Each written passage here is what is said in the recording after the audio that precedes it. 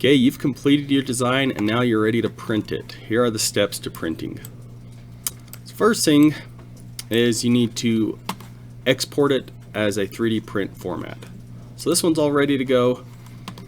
We need to go to File, 3D Print. The option's going to come up on the right. It's going to say select what you want to print. So I'm going to drag a box over this and select it. I know it's all selected because it turned blue. Keep this as STL, everything how it is, except where it says send to 3D print utility, uncheck that box. Then say OK. And then save it somewhere that you know it's going to be. Your number is a good place. And name it something that you're going to remember. Make sure it says STL file, save.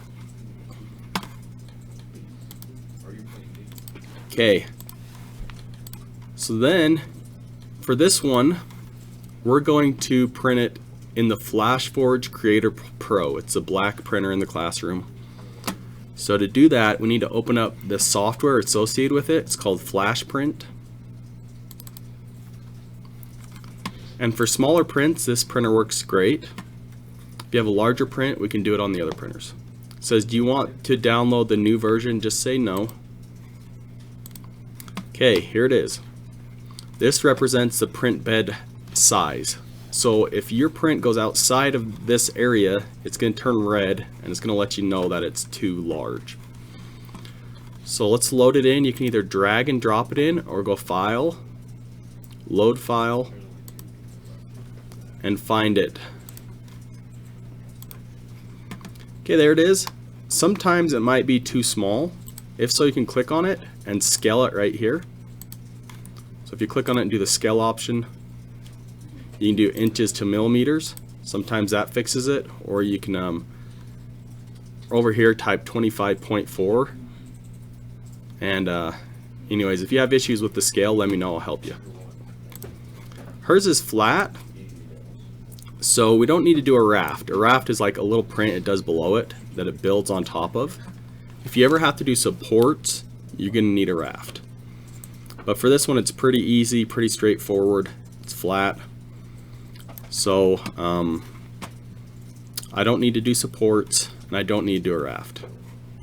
So we're going to go to print. The material that we're using is called PETG or PETG. It's like ABS, so it's kind of like that black plastic that they use for plumbing, for pipes.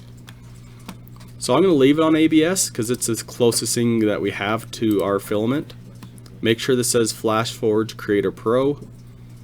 And then you can have the supports enabled. This one's not going to use them, so it doesn't matter. We don't need a raft on this one. Let's go to high quality. It's going to print a little better quality, but it's going to be a little slower.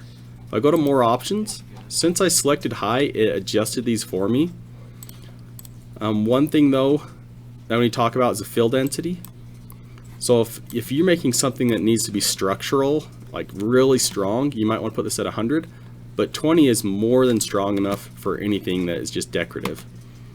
So 20% is pretty good fill.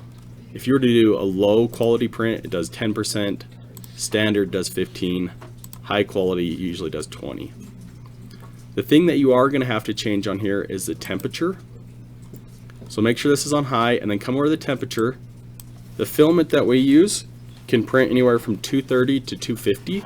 I usually do in the middle at 240 or 235. The platform is this bottom part of the 3D printer and it's heated so that it doesn't warp. If it cools too fast, it'll pill up on the edges. So you need to make sure this bed's warm. The filament that we use calls for 80 to 90, so I usually do like 85. And that's good for this print. I just need to hit OK. And it says where do you want to save it.